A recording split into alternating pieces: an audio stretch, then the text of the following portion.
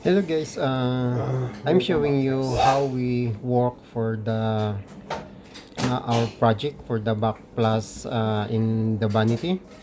So we already removed the existing back plus in this. Then what I'm doing now is I'm just take a tape measure to get a center. So where we start the synthetic tiles on that. So I need to where the big long portions, we need to get the center of that so that we can start the tiling on that portion. So it's very important to get the center so that it's not bad for the eyes when you are looking on that portion. It should be centered, then the cut of the edge is equal.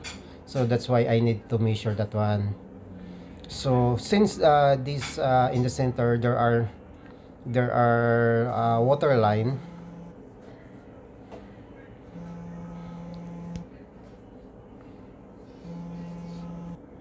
So yeah, it's very important to get the center. Then I need to measure the two holes for this synthetic tiles, because there is a water line on that, the hot and the cold water line. So I need to cut a hole on that area so that because the center of that on that area is near in the deposit. So I need to put a hole in that area. So I just figuring if I put one piece, then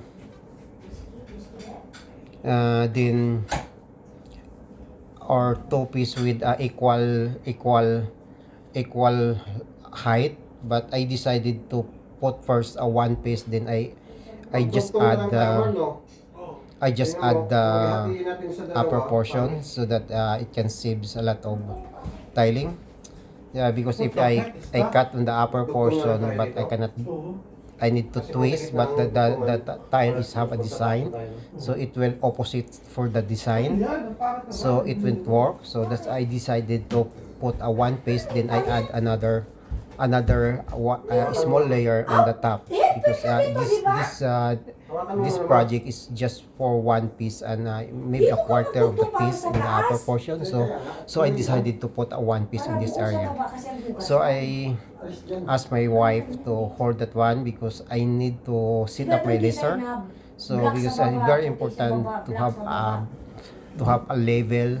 So I use the laser level, then a line, vertical and horizontal line. It's very important that we have a guide on that. Saka gumanda na yan dyan kasi buo na yan. Ay, aabos sa tubig yan. We are together because we need to make sure that we are on the line. So I asked somebody to hold that one so that I can align. So now I decided already to put a hole in that area. Oh, ito, Ted.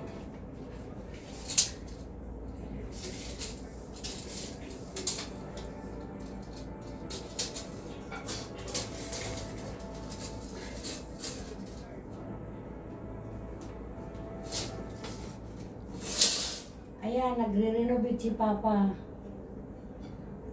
Ayan o, nagre-renovate Yeah, na. make sure that I'm making the goods measurement, because I already get the before, if you send I measured the whole length, but now I measured the half of that length, so that on the half that one I can start on it. So yeah, it's very important to start up in a good Yan ang kulay. position, level and center, because if you start on the other end, you never know how much the remaining on the other end. So you always start on the middle, and yeah, you always start on the middle. Make sure that one, so that when in the aging there are equal length on both edges. If you cut the tiling, so if you seen by eyes, there is an equal measurements on the both edges. So you need to do that, because that's very important for tiling. Don't start anywhere, or that one, you make sure you get the center, and make sure you can decide whether how you put a whole piece or half if the limited area. So I decided to put a whole piece to save tiling, because this tiling have a design. So if I use the other portion and I've inverted it, so the design, it will not work. So I decided to use a whole piece in the startup, not half, so the equal level on that vertical portion.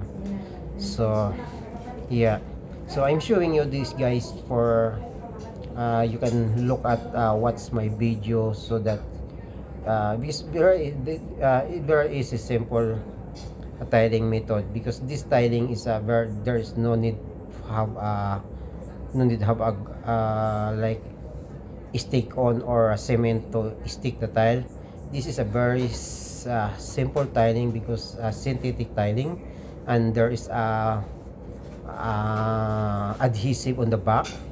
So you just need to remove that adhesive, then the back covering, and it will stick already in the floor. That's a very simple process, guy, but simple but very critical in the alignment, because this one have no gap. Is, for example, for tiling, we have a gap for the grout, right? Then you have some stopper, and you just put in, and the stopper will adjust everything. But this one, there is no gap. You make sure that everything is 0 0 and corner to corner. If you have a 4 corners, make sure that it's even and level. So that's the very important on this synthetic tiling. So that's why I'm very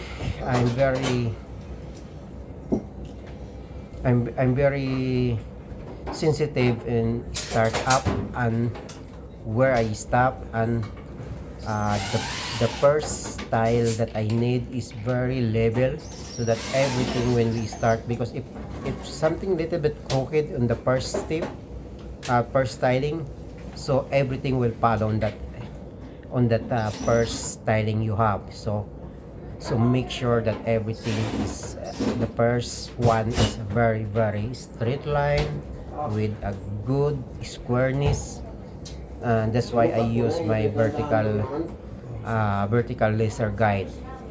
So my laser guides have a vertical and horizontal guides, so it's very this laser guide is very useful. But the problem for this guide, if you don't have a metal, you need to screw up the walling. So luckily, I have a reef in the back, so I stick on that reef, because that reef is a refrigerator, is a metal, so it will stick. Then I can adjust where we want. So yeah, make sure I wipe that one, because I starting already. So I need to wipe that one to make sure that everything is clear before we put in. But I'm very sensitive on the startup, guys. So where I can put in, and is this what the height I need to start up, so that if I put the whole piece, I don't want to put another piece on the bottom.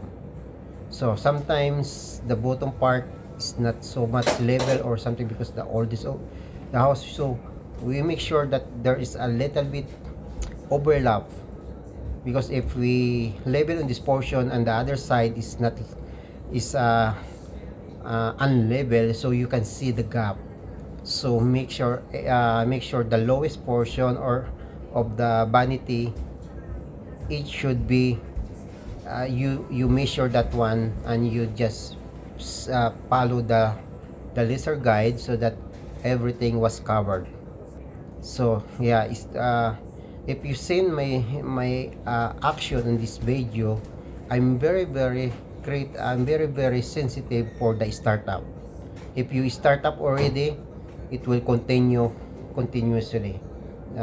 So the hardest thing, this one, is the startup. Just make sure that a very aligned and perfect square. So For this styling guys, for the startup of my stylings, I have a difficulties of removing the back cover for the adhesive. But later on, I discovered a new method how to remove this back cover of this adhesive, because it's very thin, and when I scratch it, it's sometimes it damages the corner. But later on I decided, oh, it's very simple. So I show you that method when it was going on already with my video.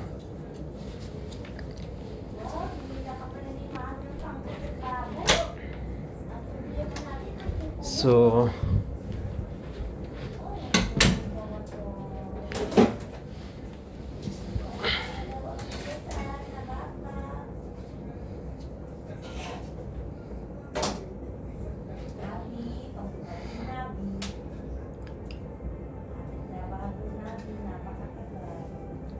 So now I already measuring for the two holes for our water line. So make sure that in the right piece for the hole. So I need to measure the center. Then I need to measure how much the diameter of that hole. So but don't worry, no, I'm not so much worried about that, because there is a covering of that holes that way bigger. So if I exceed like 10% of that hole, there's no problem for that.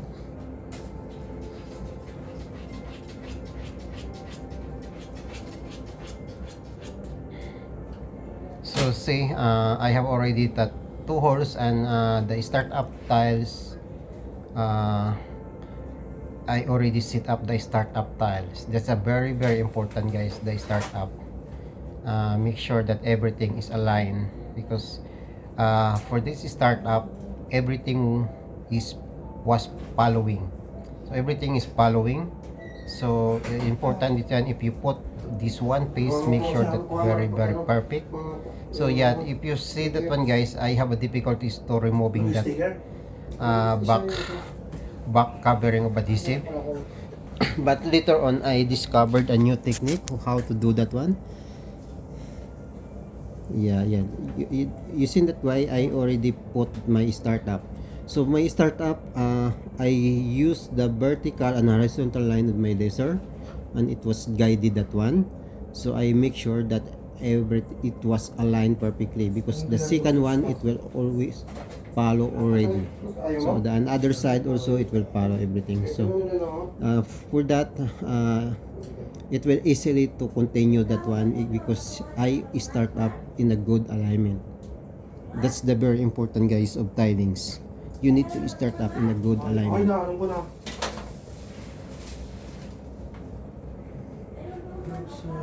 So, yeah, the second one I already installed. Yeah, that's a very simple guys. You see that one?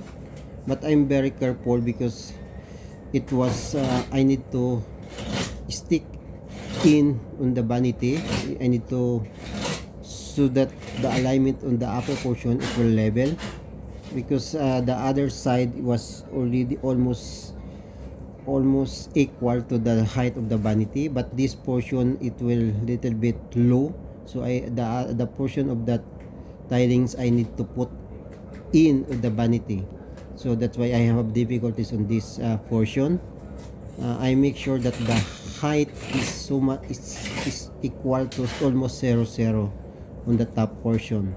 So that's why I clean up under on that, because I want to bring in a little bit the bottom portion. I want to bring in a little bit, so that the top portion it will align.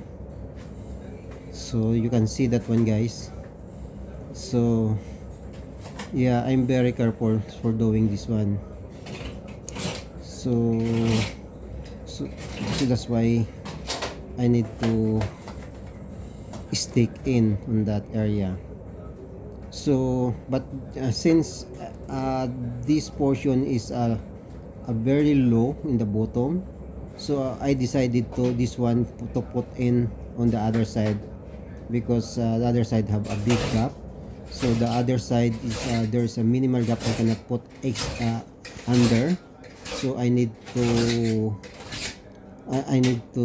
make a space for the tile underneath the vanity. Yeah, since this one have already I remove already the back the back adhesive cover, so I need to put that one on the other side. Then if I doing this in the other side, I need to clean up this under the vanity so that they have that space under. Sagad sa ilalim? They have the space under to put in that synthetic tile. So it's very simple, guys. So when you have alignment, just only it's not like the old style that we have, that we need to put a cement stick or so that it will stick on the wall. Then it's we need to put a guide, everything. This one is a very simple, but if we done this one is very elegant design. It's like a shiny one tiles that, yeah, it's very elegant design. So now I never stick that one. I never remove the back adhesive on this. So I try to practice underneath if it will fit perfectly. So if it will fit perfectly, I go right away. So I need to clean under so that it will come in the bottom portion of the tiles. So yeah, so that's why I never, because if you remove the adhesive, you need to stick in right away, because it can cause like it will stick some other dirt or something. It's hard to remove because it's very sticky part of that in the backside. So in this portion, guys, in this time, I decided to cut under so that the lower portion of the tiles have an space.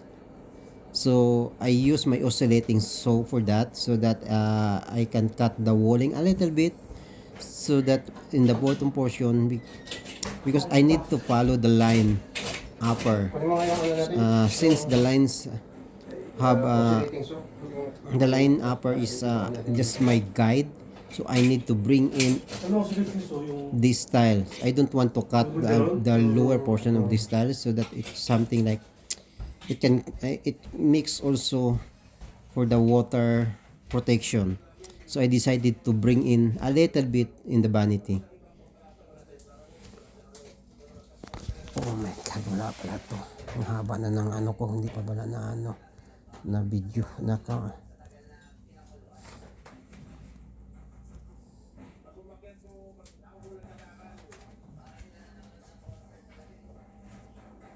Kanina pa pala to.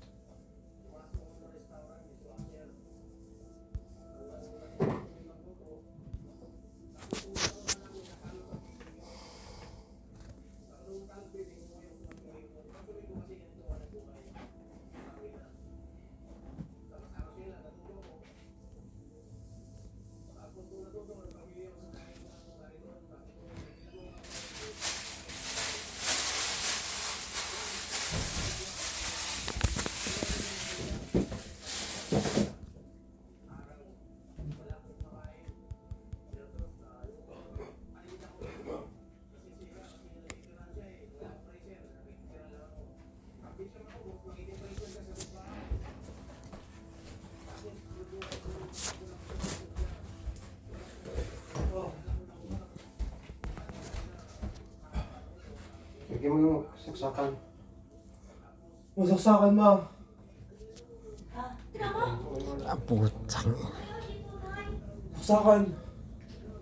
Nandiyan, may sasakit na sa naman. So, for now guys, I'm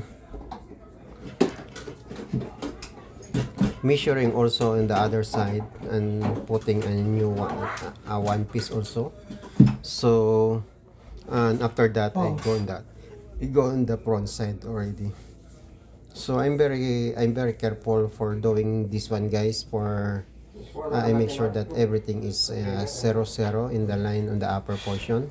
Since I already started the first one, so that one is very simple. But I'm very critical of aligning this one because this tiling is 0 gap. So it's little bit sensitive because everything is stick very minimal clearance, is almost 0 gap. So we need to put that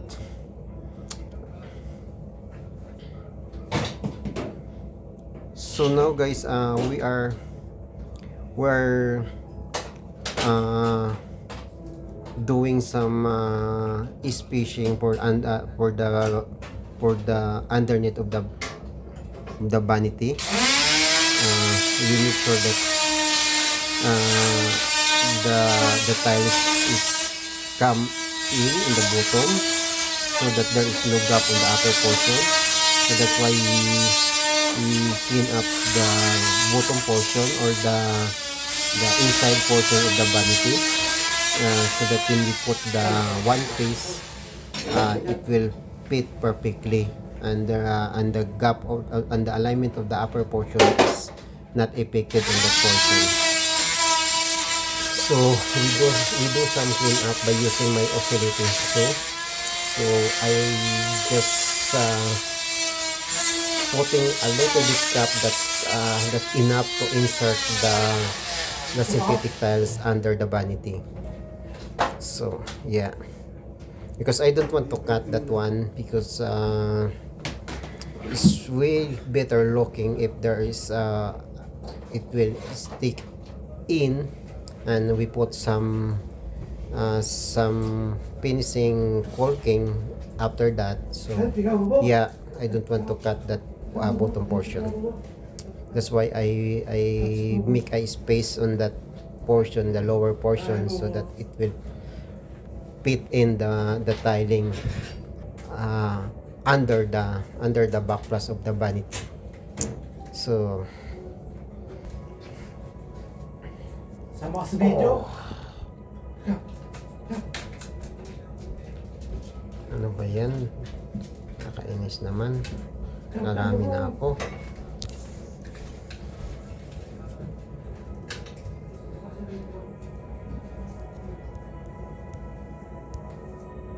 So yeah guys, we're doing this one guys.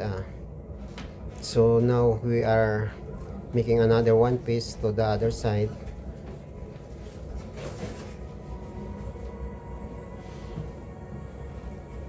You're making one piece to the other side so that it will work better.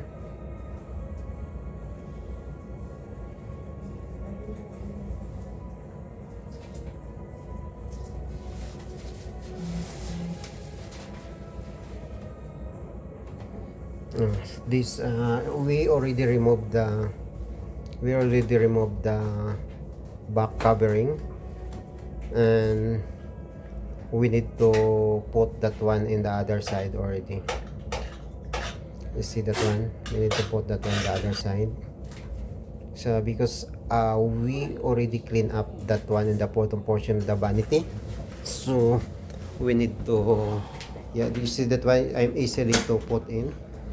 Then I'm easily to put in that one. Oh.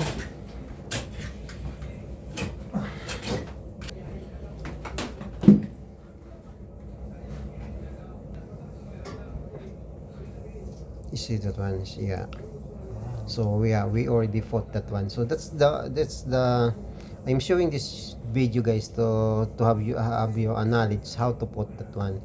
Make sure that the alignment is very important and the labeling is very important. That's why don't worry about the bottom portion if that label. So make some extra on that and put it under, or if we cannot put it under, you can cut it label, and after that you can put a finishing caulking.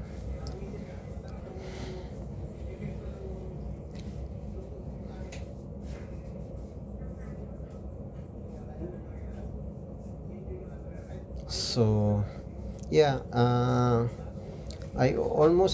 think I put already almost I think 6 pieces already. So for now, guys, I already discovered, no, in this portion I never discovered yet how to do that covering, that back covering of the adhesive. Yeah, you can see that, guys, the alignment in my laser line on the top, so I'm very careful on that alignment. So make sure that it was aligned. So if you look at this thing I'm doing, is something like it's very easy, but I'm very sensitive in the alignment. I don't want to make something crooked, or because if you start like crooked, it will follow together everything. So that's why I have a laser guides. The laser guides in tiling is a very, very important.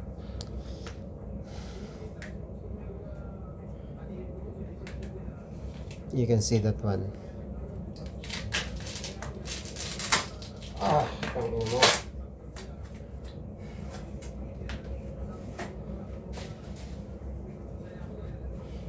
Lang tools.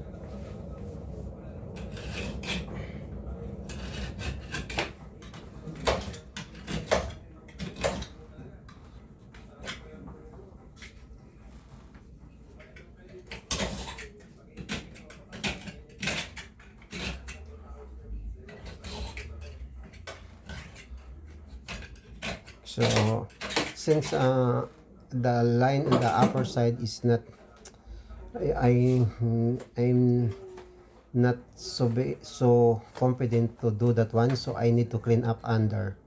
So I'm very careful for that alignment in the upper portion, guys. So it's better to go under and clean up and bring in under to make sure that the alignment on the top is very, very important. So maybe I need to I need to cut another one. I need to cut a little bit under the vanity in the walling, so that the one piece it will bring in. So yeah, guys, we have a problem for this because it will stuck under. So I need to, I don't want to cut the tile, but because there's an space under, but I need to little bit clean up. I need to cut a little bit so that it will fit perfectly, and the alignment on the top is it was aligned perfectly.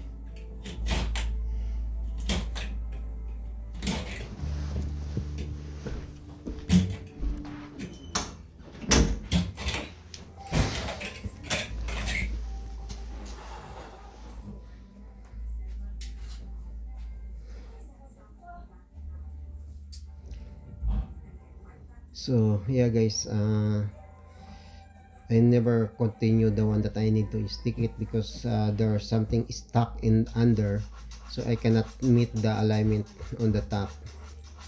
So make sure that it's a very, very, because this kind of tiling is a very minimal like uh, acceptable clearance, because this tiling is 0 clearance. So make sure everything is aligned. So this is the important of this, guys, because this one is 0 clearance. If you are something like come up a little bit, so everything will follow. So that's why I decided in this, I think I need to clean up under. Then after I clean up under, I need to put that one. So yeah guys, in this video I show you how to do some tilings for the synthetics. Now this tilings is hard because the old style of tilings is something like you put some cement, and after doing a cement you put a grout, and you need to wait for another day to to cure that adhesive before you put another layer. I think 3 layer of tilings before you stop it. Then we wait another day so that it will cure the bottom portion, and you put another on the top portion. So but and after that you wait also for application of grout. So we have, that's the problem. Now I decided to clean up this area, the bottom portion, so that it will come in. And because I'm the sensitive on that upper portion that should be leveled perfectly. Yeah. So now I already done clean up that portion by using my oscillating soap. So you see that one, if uh, I already put the one piece, that one perfectly and aligned on the other everything. So you see that one guys, so I aligned that one. So if you start something like this, so it's easy to continue and follow everything. The important is you start up in the good align tiling. So you start at one tile in a good alignment and everything will follow. But make sure every time you put the tiling, make sure there is no gap on the top portion. Make sure it was aligned perfectly. Yeah, because this tiling is no gap, zero gap. So make sure everything, the four corners should be 0 0. So the four corners should be level, vertical and horizontal level. So that's why it's very important. Now guys, I already discovered how to remove the backing of this adhesive, because before we have hard time to remove that one. So what we are doing is we put an masking tape. We put the masking tape on the back, that we leave something like half inch on that masking tape, so that we have a handle, and we tear down the back covering. We tear down the back covering, and that's it. It's a very simple. So we use the masking tape and we stick on the back covering for the adhesive on that back. Then we have something like half inch extra on that masking tape. Then it will work.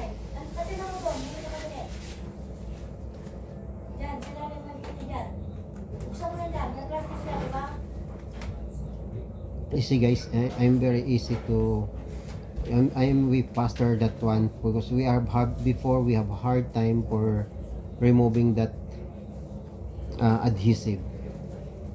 In this portion guys, I missed something, because supposedly I need to measure that one, because this remaining is not one piece. So now I already removed that adhesive. I cannot cut that one anymore, because there is already an adhesive. I removed the back covering of adhesive, so I cannot cut that one anymore. So I just leave that one on the other side, put aside. Then I get another one to cut that one, because that the one that I remove is the one that I got is have an adhesive already, because we removed the covering at the back.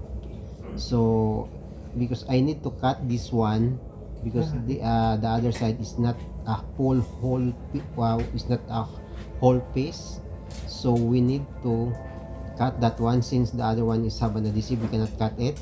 So I just set aside, then if I do something in the other side, I can use that one. So I have a mistake on that area because I thought it's a one piece. So but no worries, because we can use that one on the other side.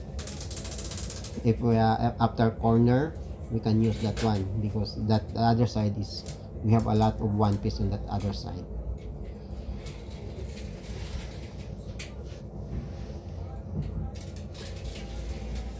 So yeah guys, it's almost done for this styling. And for now, since I show you everything, and this is uh, a very simple job. And for now, I just cut off this